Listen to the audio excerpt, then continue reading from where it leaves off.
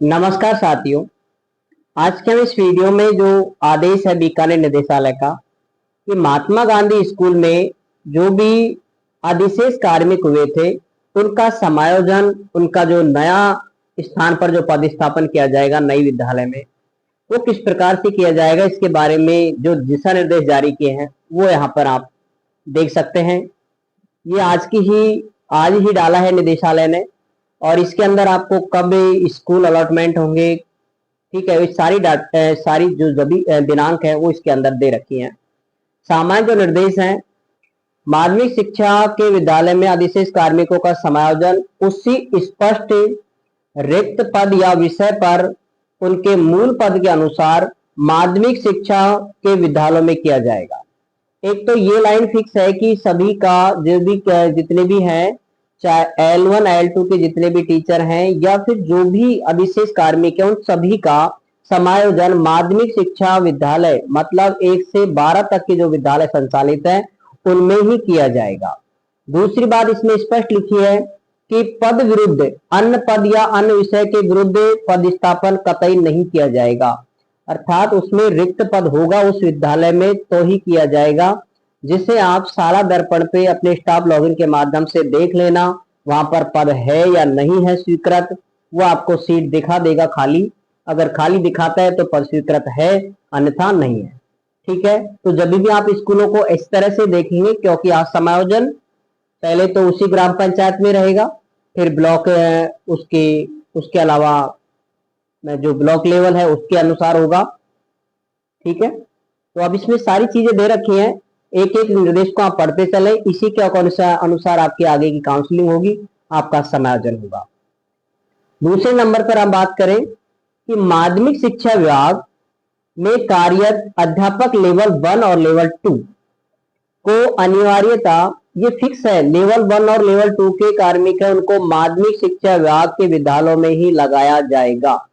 अर्थात आपको 1 से 8 तक के, 1 से 5 तक के विद्यालयों में नहीं लगाया जाएगा। यदि जिले में माध्यमिक शिक्षा विभाग के अधीन विद्यालयों में रिक्त पद नहीं हो तो उन्हें प्रारंभिक शिक्षा विभाग के अधीन किया जाएगा। भाई अगर उस ब्लॉक में या फिर उस ग्राम पंचायत में या फिर ब्लॉक में ही पूरे में किसी में उस ब्लॉक में अगर पद ही खाली नहीं होगा माध्यमिक शिक्षा विभाग का, तो भी उसको पड़ोस वाले ब्लॉक में लगा दिया जाएगा। वहां भी अगर खाली नहीं रहता है तो फिर इनको प्रारंभिक शिक्षा विभाग के अधीन किया जाएगा। ठीक है, अगला तीसरा जो पॉइंट है यहाँ पर वो है जिले में अध्यापक लेवल 2 के सामाजिक विज्ञान, हिंदी और तृतीय भाषा संस्कृत के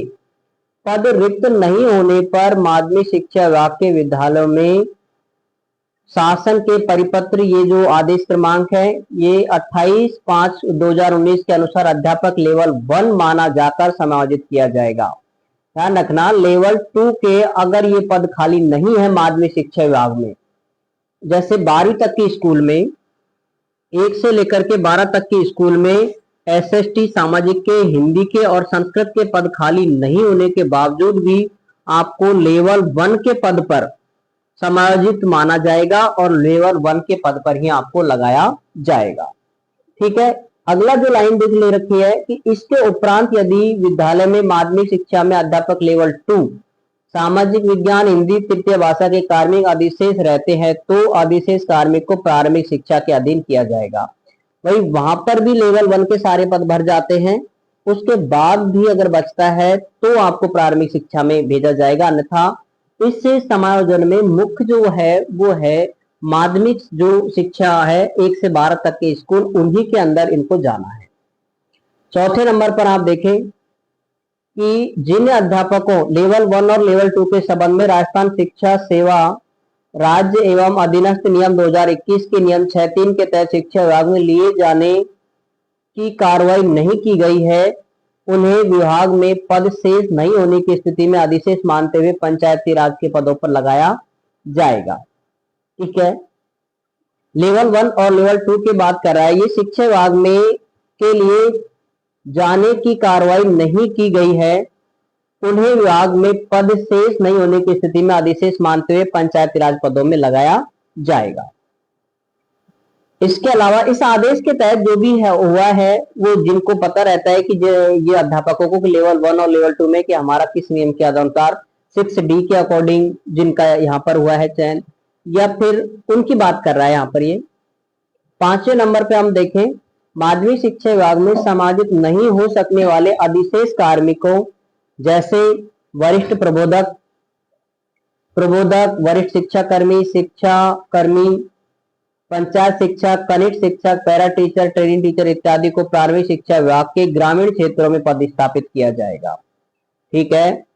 इनको भी ध्यान रखिए, इनका भी सभी का समायोजन होगा और इनको प्रारंभिक शिक्षा अर्थात ग्रामीण क्षेत्रों के प्रारंभिक शिक्षा 1 से 5 तक के 108 तक के स्कूलों में भेजा जाएगा।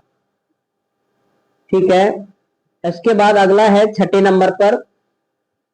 अनुसूचित क्षेत्र के टीएसपी को टीएसपी क्षेत्र में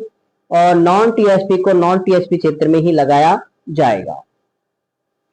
7वें नंबर पे हम देखें कि इस आदेश के तहत यदि किसी की पोस्टिंग हुई है तो उसको केवल ग्रामीण क्षेत्रों के विद्यालय में ही लगाया जाएगा। 8वें नंबर पर हम बात करते हैं, न्यायिक प्रकरण के स्थगन से संबंधित शिक्षकों या कार्मिकों के पदस्थापन के संबंध में प्रकरण पूर्ण विवरण के साथ निदेशालय के मार्गदर्शन हेतु भेजा जाएगा। विद्यालय में कार्मिकों की कार्यगणन तिथि के आधार पर वरिष्ठ कार्मिक का समायोजन उसी विद्यालय में करते हुए कनिष्ठ कार्मिकों को विद्यालय में अधिशेष माना जाएगा। ये लाइन भी आप एक बार वापस देख लें कि विद्यालय में कार्मिकों की कार्यग्रहण तिथि के आधार पर, भाई विद्यालय में जो भी कार्यग्रहण की तिथि के आधार पर उनको हम वरिष्ठ मतलब सीनियर और थोड़ा जूनियर मानते हैं, के आधार पर वरिष्ठ कार्मिकों का समायोजन उसी विद्यालय में करते हुए, वरिष्ठ का तो उसी में होगा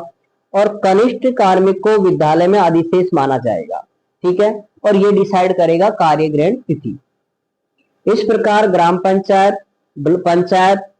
ग्राम पंचायत और ब्लॉक में अधिशेष कार्मिकों को चिन्हित किया जाकर समायोजित किया जाएगा। ठीक है, अब समायोजन को किस प्रकार से किया जाएगा वो आप यहाँ पर देख सकते हैं। उस राजस्व, ये 6D में भी ऐसे ही होता है, उसी राजस्व ग्राम में पद रिक्त होने पर, उससे राजस्व ग्राम में, उस राजस्व ग्राम में पद रिक्त नहीं होने पर उस ग्राम पंचायत में आएगा। पंचायत में भी रिक्त पद नहीं होता है तो उस ब्लॉक में आएगा, और ब्लॉक में भी नहीं आएगा तो अन्य ब्लॉक में आएगा। ठीक है,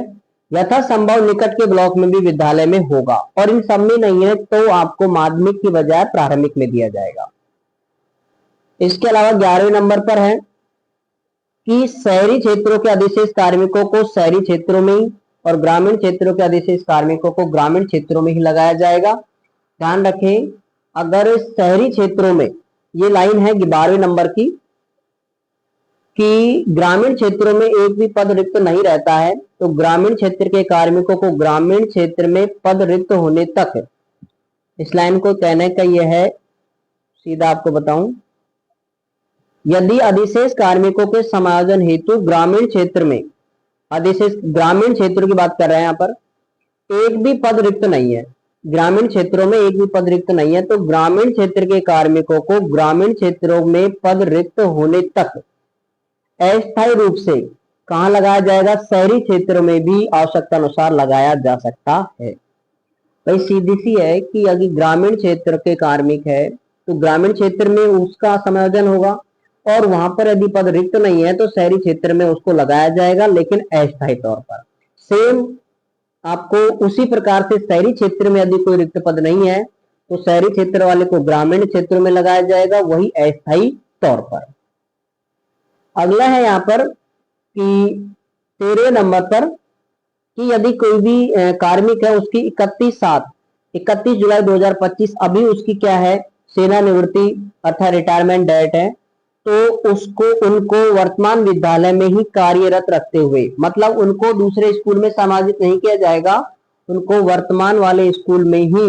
नवीन कार्य ग्रहण करने वाले कार्मिक को ऑफलाइन कार्य ग्रहण करवाने एवं पूर्व से कार्यरत अधिशेष हुए कार्मिक का जुलाई माह का वेतन वर्तमान विद्यालय से आहरित किया जाएगा। ठीक है, नवीन कार्मिक का वेतन पूर्व पदस्थापन स्थान से आहरित किया जाना सुनिश्चित करें ताकि उसके पेंशन में किसी प्रकार की कोई दिक्कत ना आए। ठीक है, नवीन ऐसे सेवानिवृत्त होने वाले कार्मिकों को सेवानिवृत्ति के उपरांत 1/8/2025 को नवीन पदस्थापित कार्मिक को ऑनलाइन कार्य ग्रहण करवाना सुनिश्चित करें। इसका मतलब ये है, बताऊं आपको, कि यदि कोई कार्मिक 31 जुलाई को रिटायरमेंट हो रहा है 25 में, अब उसकी जगह पर कोई और दूसरा कार्मिक आया है, ठीक है, तो वह कार्मिक को ऑफलाइन रहना होगा, ज्वाइनिंग ऑफलाइन रहनी होगी उसकी जब तक कि उसका रिटायरमेंट नहीं हो जाता। जब तो उस कार्मिक का जो पुराने विद्यालय है उनका, वहां से उनका पेमेंट बनेगा जुलाई माह का, और जैसे ही ये रिटायरमेंट होंगे उसके बाद में इनका जो पेमेंट है, जो जिन्होंने अभी ज्वाइनिंग की है उसका 1 अगस्त से बनना शुरू हो जाएगा और ऑनलाइन भी उनका पोर्टल पर हो जाएगा ज्वाइनिंग। चौथे नंबर पे आप देखें, विशेष चयन प्रक्रिया से पदस्थापित किए गए संस्थान जैसे IASI, डाइट, इनमें किसी प्रकार का यहाँ पर आपका समायोजन नहीं होगा, ठीक है। और इसके अलावा यहाँ से आप देखें समायोजन की कुछ प्रक्रियाएं हैं जो कि आप डेट दे रखे हैं। अधिशेष कार्मिकों के पदवार सूची को अंतिम रूप मिलेगा 16, जो कि आज है, आ जाएगा, आपको ग्रुपों पे सूचना मिल जाएगी, Telegram group Vikram math Ganipur पर। अधिशेष कार्मिकों में समायोजन योग कार्मिकों के समान दिशा निर्देश 18/7/25। बिंदु 10 के अनुसार संभावित पदस्थापन सूची तैयार हो जाएगी। इसमें थोड़ा टाइम लग जाता है, इन्होंने 16 लिख रखा है लेकिन आज कल में ये डल जाती है, आज है 16। माध्यमिक शिक्षा विभाग में क्रम संख्या 2 के उपरांत शेष कार्मिकों की सूची प्रारंभिक शिक्षा विभाग को सुपुर्द की जाएगी 18 तारीख को। और जो आगे की जो आपकी प्रक्रिया रहेगी वो यहां से ये डेटे हैं मुख्य। प्रारंभिक शिक्षा द्वारा सामान्य निर्देश के अनुसार बिंदु 10 के अनुसार संभावित पदस्थापन स्थान सहित सूची तैयार करना 21 तारीख को। प्रारंभिक एवं माध्यमिक शिक्षा में पदस्थापन आदेश जारी, आपका जो पदस्थापन का आदेश जारी होगा वो 22 तारीख को होगा। नवीन पदस्थापन स्थान की कार्य ग्रहण तिथि 24/7 को आप ज्वाइन कर सकते हो, ठीक है, 24 तारीख को। और परिवेदना प्रस्तुत करने की तिथि, हाँ, किसी भी साथी को ऑब्जेक्शन रहता है किसी भी प्रकार का तो वो परिवेदना दे सकता है 28/7 को, ठीक है, उसका निस्तारण होगा 30/7 तक। तो ये जो निर्देश थे आज बीकानेर निदेशालय ने जारी किए हैं, जिसके आप यहाँ पर दिन